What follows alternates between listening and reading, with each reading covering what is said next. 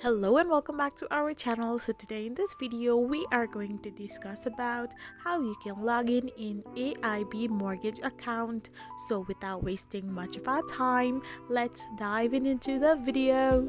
So first and foremost, all you need to do is simply open a web browser of your preference and type in the URL www.mymortgage.aib.ie. Once you type this URL in, you will end up in this page where all you need to do is simply press on the login button to get logged in. Otherwise, you can press register button to get signed up or create an account. So when you press on the login button, you will end up in this page where all you need to do is simply type in your mobile phone number which you had used to register into your AIB account, and then simply type in your password of your account.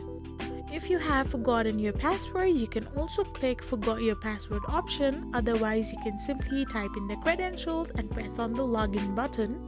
And in this way, you can get simply logged in into your AIB mortgage account. I hope you found this video helpful, so don't forget to hit that subscribe button and do give us a thumbs up. We will be back again with these informative videos.